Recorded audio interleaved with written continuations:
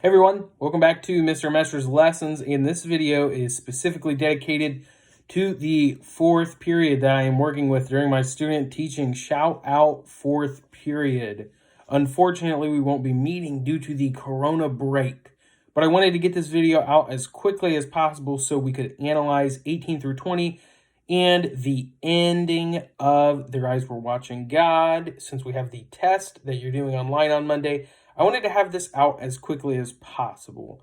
I'm not going to do too much editing. Sorry for the perhaps not the greatest production quality, but I wanted to get this out so you guys can be prepared for the test and to appreciate, analyze, and understand the ending of the novel. So here we have it. We're finally almost to the end of Their Eyes Were Watching God. I'd appreciate if you watch the whole video, and it should set you up to be prepared for our exam. So there were only 3 chapters left, but arguably 18 is the most important chapter of the novel. However, 19 and 20 are certainly bangers as well. As I stated in class, 10 through 12 were my favorite. Nothing important happened, but it showed the love scene. But chapter 18 is perhaps the funniest modern novel that we will read. Chapter 18 has the funniest scenes.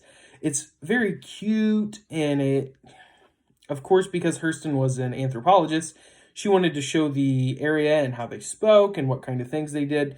But some of the things in here, despite that fact, are just quite hilarious. I really ended up appreciating chapter 18.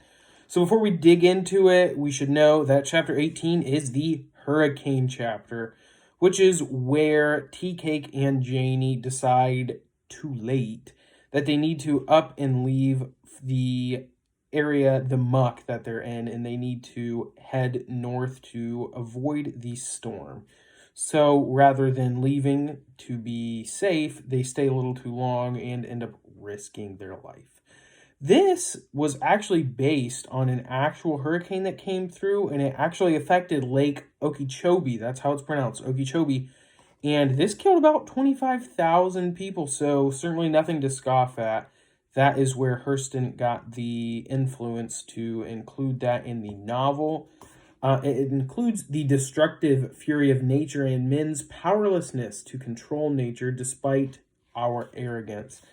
So a lot of people maybe have experienced when they go on vacation and maybe there's a storm coming, or maybe things just aren't looking out well for vacation, we still want to enjoy it, right? So despite the fact that we're on corona break, if we had travel plans over spring break, we may strongly consider still taking those travel plans.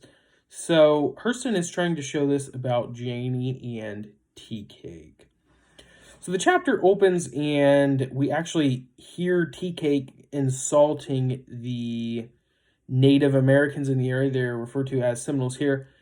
So those were the Native Americans, and they had left the earliest. And Tea Cake's response is, well, if they were so smart, then why aren't they still kind of the leaders of America? Why did they get taken over by the white man? So kind of insulting. Hurston implies that there are multiple mules of the world. At the beginning of the novel, we hear her say that the black woman is the mule of the world.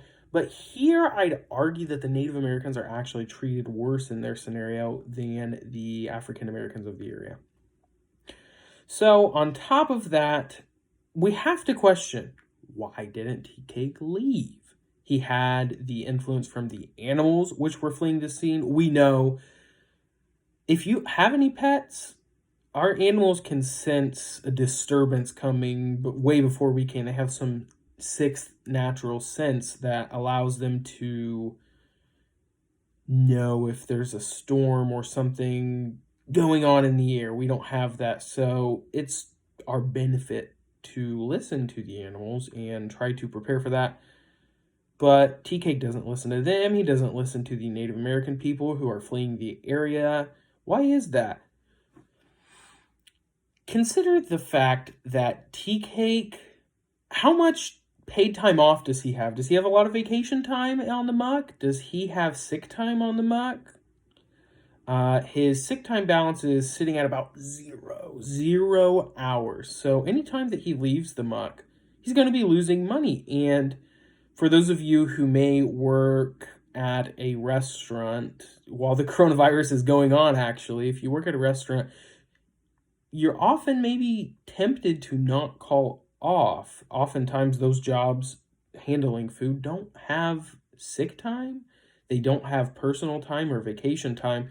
So if you can call off from work, your job may encourage you. Of course, they'll still write you up, but they might encourage you to call off from work. But I mean, they're not paying you, so TK doesn't want to lose that. Of course not. They're making. He says, you couldn't have a hurricane when you're making $7 and $8 a day picking beans. Indians are dumb anyhow, always were. So he just completely sidesteps the warning signs and says, we're making too much money to skip town. And his argument here is not great, but I can see where he's coming from because, well, you don't really want to haul up and leave, not to mention if they leave their house unguarded, someone could come and take their stuff. If they can't make it back, they're not going to have their job. And even if they do make it back, someone might have replaced their job already. So Tea Cake wants to stay. He avoids the warning from the animals, the Native Americans, and just completely avoids leaving. So we get a pretty interesting foreshadowing on page 156. Tea Cake says, not so bad there, but man, this muck is too low and that big lake is liable to bust. So these people know that there is something coming. He's getting a warning from one of his friends as well, and they're trying to get them to leave. And Tea Cake responds once again, Indians don't know much of nothing, to tell the truth. Else they'd own this country still. The white folks ain't gone nowhere. They ought to know if it's dangerous. So he's saying, the white folks haven't left, and why would I leave? They're obviously Tea Cake frames it as the white folks of the area are the smartest. So Hurston is implying that a lot of African Americans were looking to white people of the area. What do they do? Earlier in the novel, we hear Tea Cake say, white folks got all kinds of ways of figuring this out. Well, the white people's way is no different than Tea Cake figuring things out, but he assumes, I suppose, that because they're white and because they have money, they might have some extraterrestrial way of figuring out how to move on to the next step. And they don't leave, so why would he leave? This proves to be very wrong in the later pages of the chapter. So when I said that this chapter was very funny, I meant it very much so. The first time we see it is the song that they are singing. The Muck Boy woke up and began to chant with the rhythm, and everybody bore down on the last word of the line. Yo mama don't wear no drawers. I seen her when she took 'em off. She soaked 'em in alcohol. She sold 'em to the Santa Claus. He told her 'twas against the law to wear them dirty drawers. So Hurston is showing it. They have fun too. They have lots of joking, and when we hear modern yo mama jokes, this is where they came from. This is Richard Wright does this a lot in his novels as well. He shows that yo mama jokes were a pretty big part of the African American culture. So Hurston is just kind of documenting what these people joke about. That was very funny. We also see, I believe it's on 165. Let's see. Just absolutely ridiculousness. Janie was trying to swim, but fighting water too hard. He saw a cow swimming slowly towards the fill in an oblique line. A massive built dog was sitting on her shoulders. Really? This cow is swimming through just an absolutely flooded area, and there's a dog on its shoulders. Sometimes it's hard to believe. Our fiction writers of today have kind of tightened that skill and tried to make even fiction seem somewhat more realistic. But if you could believe that the things in Harry Potter were real, they seem plausible. But because their eyes were watching God was written just in regular old Florida, it's hard to believe, actually, that there's a dog sitting on a cow's shoulder. It's funny, but not quite believable. We also get the title reference. This is on page 159 and 160. They huddled closer and stared at the door. They just didn't use another part of their bodies, and they didn't look at anything but the door. The time was past for asking the white folks what to look for through that door. 6 eyes were questioning God. We see this a little later on 160. They sat in company with the others in other shanties, their eyes straining against crude walls and their souls asking if he meant to measure their puny might against his. They seemed to be staring at the dark, but their eyes were watching God. When you think about this reference, and obviously this is where the title was inspired from, what are they saying? Well, their eyes were watching God. This is obviously a religious reference. What does Hurston mean? Well, at certain times in all of our lives, usually when we're facing death, we come to grips with the fact that at some point we can't control it anymore. We could even say that Joe's eyes were watching God during his last moments in his argument with Janie. When Janie says he's going to die, he just absolutely breaks down, because ultimately the decision of whether Joe Starks lives or not is completely up to God, and by Janie telling him that, he's really being told that God has made his decision. So, just a deeply religious message, and with the novel being so feministic and so progressive, it's nice to see this religious reference within the novel. We should also take note of how sweet that Janie and Tea Cake are to each other. You would suppose that perhaps a very stressful time might have an impact on them, but it does. It makes them extra sweet and tender towards each other. They're talking to each other, and Janie says, "Yeah, no, people don't die till they time come nohow. Don't care where you at. I'm with my husband in a storm, that's all."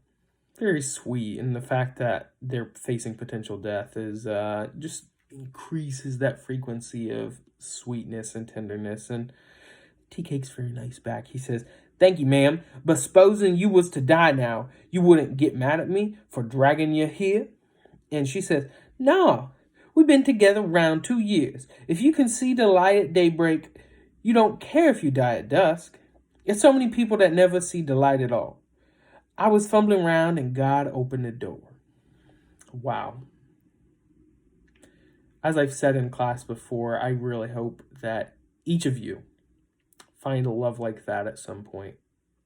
Love is the most powerful drug, and in their potential last moments, they are bleeding love upon each other.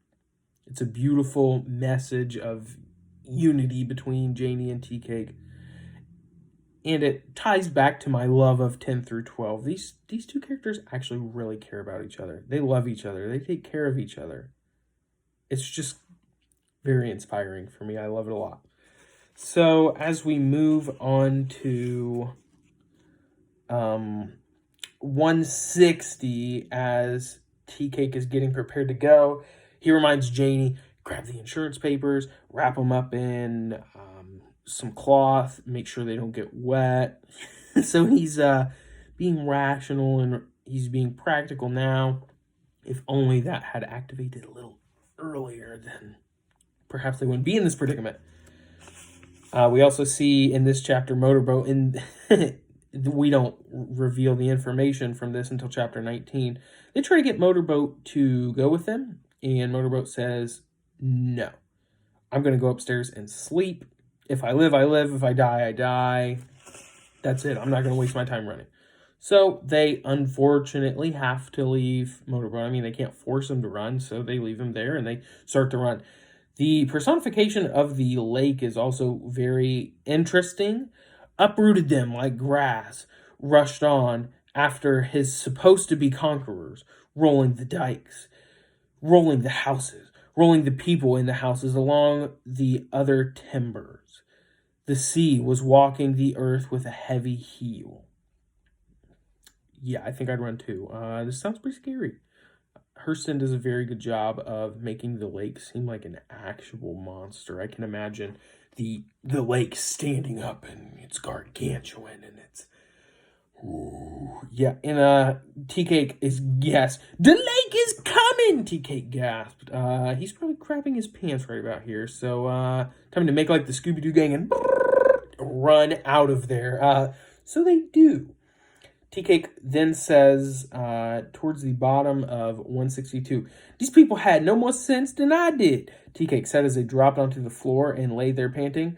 Us oughta went on with Elias like he asked me.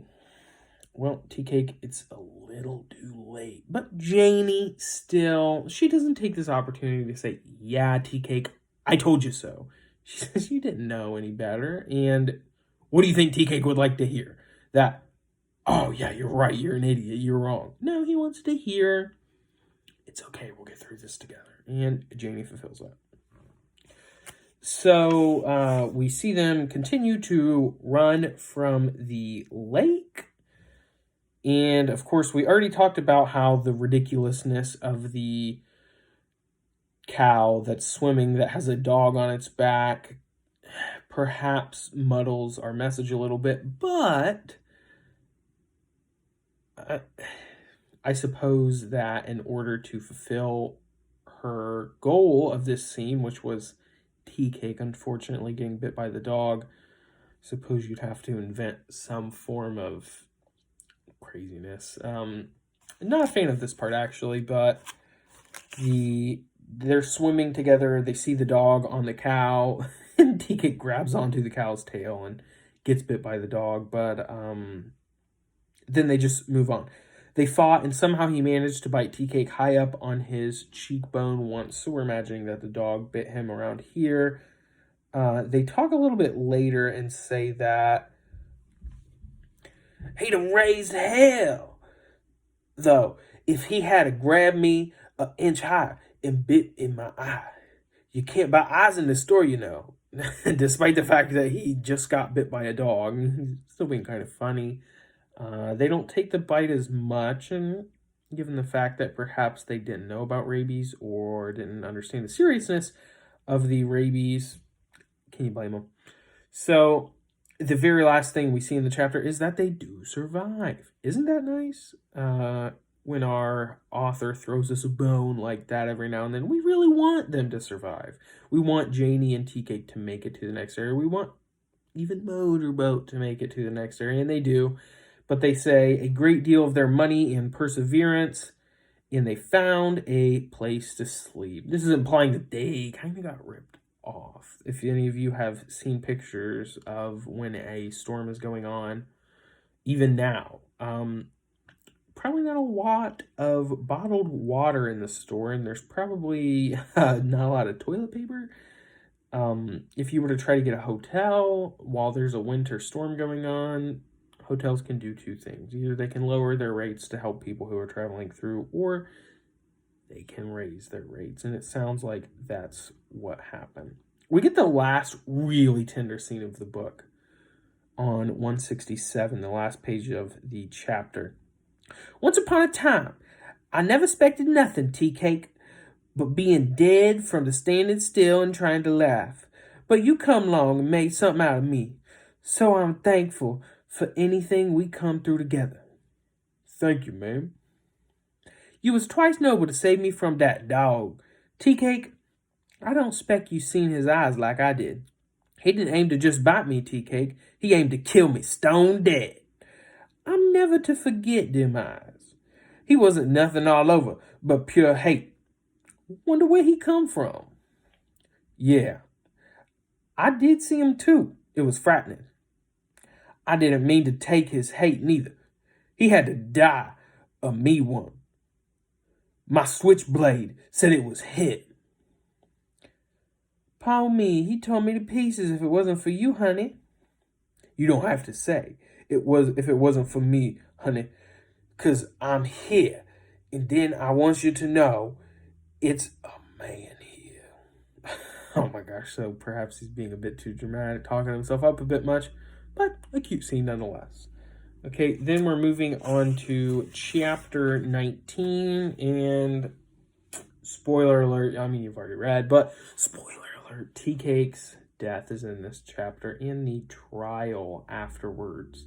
So Tea Cake leaves the house pretty quickly, looking for work, and it's reasonable for Tea Cake to do this. He's going out and seeing whatever he can help the area. I'm sure it's absolutely decimated. And the fact that around 25,000 people died probably means there's 25,000 bodies to bury. So he goes out pretty quickly and looks for them. We see on 169 at the bottom our first two white people. Yeah, white people. And what are they? Blatantly racist. Perhaps Hurston's portrayal of this wasn't the best. I think every white person she has in this novel, which are the two here, and then the white people that are using the trial, isn't the best, but at the same time, we'll discuss that a little later. Arguably, the white people are more helpful in the trial than the African American community is.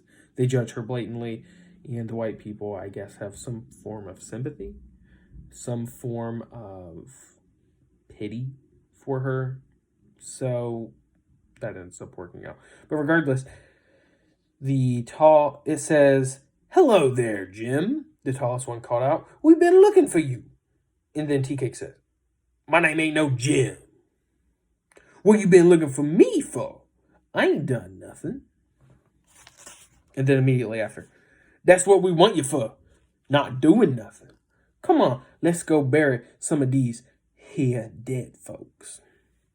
So, Tea Cake was looking to help, but probably not under the condition of martial law, which basically ends up making him a slave and doesn't pay him to bury these dead people. And I mean, they hold him at gunpoint. They literally say, "Don't look out. Somebody will be burying you." Scary, yeah. I would have preferred that Tea Cake just stay in the house, but because Tea Cake wants to be helpful, he left, and yikes. Okay, so on 172, we get a very nice introspective look from Tea Cake. He says, "That shows the truth. The ones the white man know is nice colored folks. The ones he don't know is bad." He uses the N-word here. Janie said this and laughed, and Tea Cake laughed with her. So what she's saying here is that, well, every black person is a bad black person to a white person unless they know them. Then they're a good black person. What she's implying is that perhaps they should try to get to know a few more black people. This goes all around. Janie doesn't really accept that until she thinks this throughout the novel, but she doesn't accept this of the white people in the novel. Tea Cake uses in chapter 18, he says that these snakes will not attack him because... Sorry, give me just a second. Tea Cake says that the snake won't attack the people because that the snake is afraid of a human. This is the same case as the black and white people in the novel. The white people are probably just as afraid of the African Americans as the African Americans are of the white people. So Hurston doesn't just completely blame the Caucasian people in the novel. She attempts to show in somewhat even footing. I mean, when you grow up, as Hurston did, in a greatly segregated area, and the promise of slavery ending ends up being a half-truth. I can't blame her for her analysis of the time period. Past that, we see that the doctor who diagnoses Tea Cake, which we don't get the official word, but Tea Cake has rabies. He got bitten by a dog that had rabies. Now Tea Cake's got rabies. It's too late. The doctor, however, is very callous. Mrs. Turner, yes, I believe it is Mrs. Turner, who said that she only goes to white doctors because they're apparently the best. And then Tea Cake and Janie find a white doctor for Tea Cake, and dude just sucks. Like, he's very callous and rude. He said, when he's trying to make Tea Cake feel better, he says, "Oh no, Tea Cake, tain't a thing wrong with that a quart of coon dick couldn't cure. You ain't been getting your right liquor lately, eh?" And then it says Tea Cake tried to smile as he was expected to. So the doctor stereotypes black men in that, hey, you just gotta drink a little liquor, you'll be fine, no big deal, no big deal. So when Janie asks, "You mean he's liable to die, doctor?" The doctor says, "Sure is, but the worst thing, he's liable to suffer something awful before he goes." Come on, dude. You couldn't have laid that on a little bit lighter. You couldn't have slathered a little cream on that one before you just torched the wound. I'm sure that really hurt Janie to hear. But now that we know Tea Cake's going to die, it's only a matter of time. And on 178, it says, "Tea Cake, the son of Evening Sun, had to die for loving her." Janie finally finds something good, and it dies. I'm not surprised by this. The end of the novel ends on a positive note, but Janie got to enjoy 2 years with Tea Cake, and I think she accepts this at this point. So from this point, Tea Cake stops becoming himself. He starts losing it. Tea Cake wanted to put his head in Janie's lap and tell her how he felt and let her mama him in her sweet way. But something Sop had told him made his tongue lie cold and heavy like a dead lizard between his jaws. Mrs. Turner's brother was back on the muck, and now he had this mysterious sickness. People don't just take sick like this for nothing. And Tea Cake initially surmises that Janie poisoned him. Why the heck would Janie do this? She loves Tea Cake. It's kind of ridiculous of a statement, but he thinks it nonetheless. We know now that it's not going to end well. I can't imagine that he would just get the belief that Janie is trying to poison him and then say, "Oh, right, I'm just being ridiculous. Let me calm down to a normal mental state." No, he really starts to go off the edge. Tea Cake gets up and goes to the bathroom, and this is where Tea Cake starts to really digress. Tea Cake was gone. Something else was looking out of his face. So he's gone. Tea Cake, as she knows him, is gone. And so while she is trying to... I don't know what she's trying to do. Perhaps to wait until Tea Cake dies. Perhaps to hope that Tea Cake gets better. Janie kills Tea Cake. Unfortunately, Tea Cake had a gun and aimed it at her and pulls the trigger 3 times. She had emptied 3 of the shells out of the gun and unfortunately didn't get a chance to empty the other 3 before Tea Cake came back from the restroom. So, had to kill him. And we know in our modern thinking that Janie didn't do this on purpose and that Janie would not have deceitfully killed Tea Cake. But that is not what they believe. The African American community very quickly judges her. And I believe that is towards the end of 19. This is on page 185. Janie says, the narrator says, "That was funny too. 12 strange men who didn't know a thing about people like Tea Cake and her were going to sit on the thing." She's kind of commenting on the judging that they're facing from the 12 white people. they're not quite getting the judge by a group of peers as the United States tries to make it seem. These people are completely different from them. But the saving grace, the saving grace for Janie is that the judges are white, and because they figured that the best thing a black person could be is a black man could be is dead, I suppose they have some sort of pity on Janie. So they let her off. But the African American community really wants her to face death or to go to jail for a long time for this because they don't understand. Think of all the characters we've seen in the novel, all of the other married couples we've seen from the African American community. Not a lot liked each other, actually. No other couple we ever met in the novel were happy.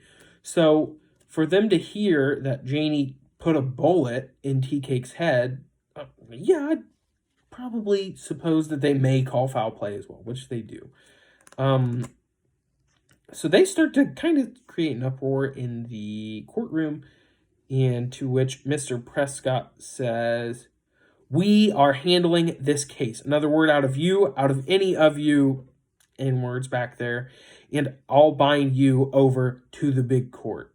Mr. Prescott here is reminding the African American people in the court who's boss. So they say yes. And the white women made a little applause, and Mr. Prescott glared at the back of the house and stepped down. Then the strange white man that was going to talk for her got up there. So Janie gets defended by the white people, I suppose, out of pity. She spared her life. One of the things that pissed Richard right off was the fact that Janie's saying, well, not all white people are bad. And I guess Richard Wright wasn't a huge fan of this. Among other things, the feminism topic, obviously Richard Wright wasn't a female, so he's not going to be quite on that train. She's also kind of commenting that sometimes the American community holds themselves back in certain ways, and I'm sure Richard Wright did not jive well with this. So that's another topic of it. And so, let's see, on 188, it says, "Gentlemen of the jury, it is for you to decide whether the defendant has committed a cold-blooded murder or whether she is a poor, broken creature, a devoted wife trapped by unfortunate circumstances, who really, in firing a rifle bullet into the heart of her late husband, did a great act of mercy." Well, if that's not pity wrapped up with a bow, then I don't know what is. And Janie is pitied into safety. It sucks to hear that she was only saved out of the pity of the white people's heart, but at least she was saved.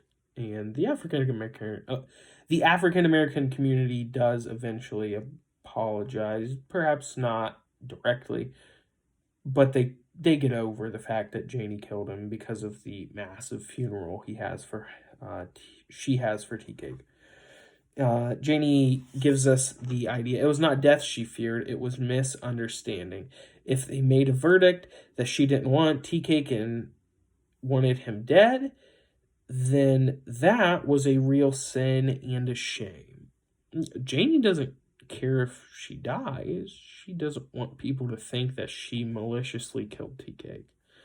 And so I wrote, this was on page 188 where these quotes were from, but on 189 I wrote, "Why are blacks so quick to condemn Janie?" And we already discussed a little bit of that, but when they have seen so many unhappy relationships, the African American people in the novel are quick to jump on the fact that Janie did this maliciously, which absolutely not. It's rare for any marriage, I suppose, to find real happiness.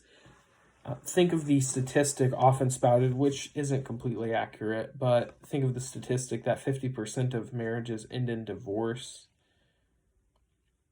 consider how many marriages stay together just because they've been married a long time, or they have children, or one of the people in the couple passes away. That doesn't mean that they died happy.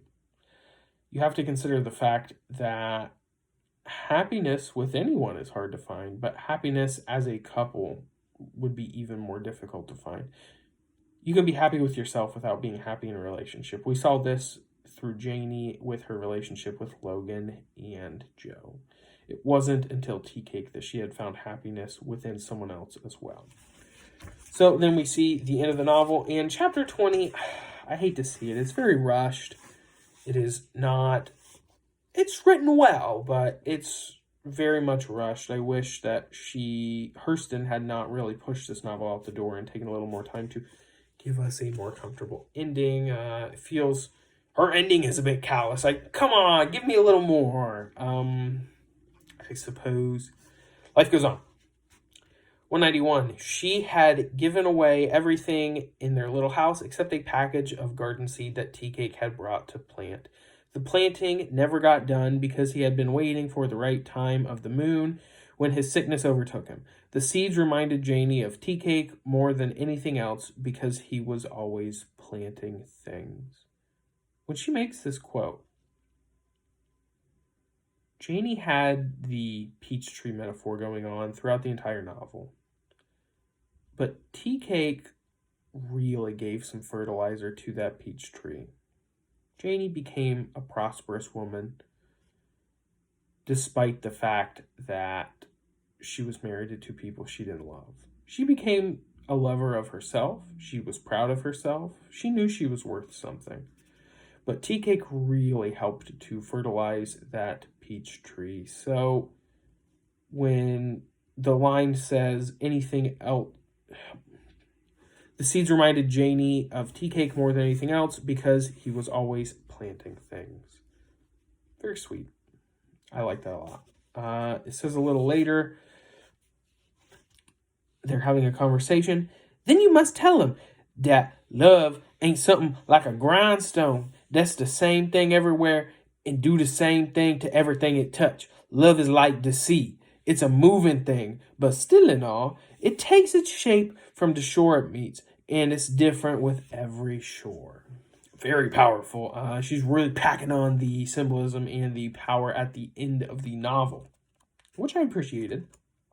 What she's saying here is that, to put it in a more modern sense, love has two parts. There is the plug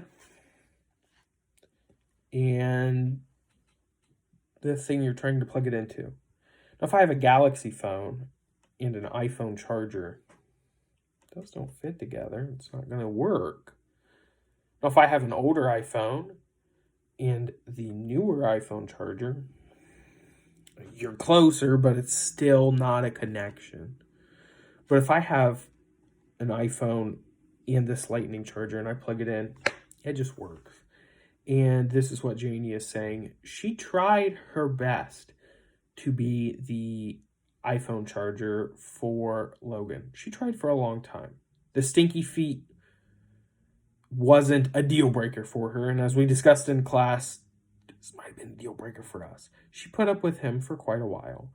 And when you just don't love someone and they don't give you a reason to love them, eventually you're going to give up. So he was the Galaxy phone and she was the Apple charger. Now, Joe was the old iPhone. He provided more than Logan, we could say for sure. He provided a sense of entitlement. She sat high on this porch above everybody else. She climbed up in her high chair and sat there, but she didn't want to just sit there, and Joe gets increasingly frustrated with her because he thinks, well, you can't have your cake and eat it too. You can't have clout and talk to the regular old people. So I don't think Joe was necessarily a bad partner in general. I think if Joe married someone who wanted to sit on that high level, imagine if Joe had married Granny instead. If a person like Joe had married a person like Granny, she probably would have been very happy with him. He provided a substantial amount of money and clout, and she would just have to do nothing. Not that bad. Joe gets tired of Janie because he provides all of this clout and all of this money, and Janie's still not happy. Joe probably wasn't the best partner to anyone, and he would have worked a lot better with someone who would have appreciated his efforts more.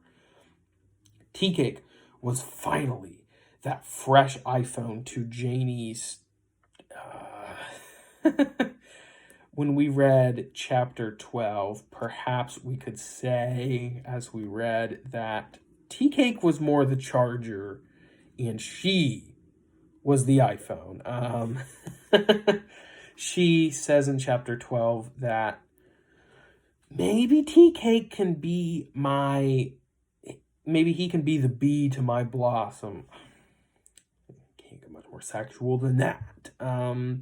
So they just fit. They work well together. Tea Cake planted a sense of love, respect, and mutual appreciation for each other, something she hadn't had before.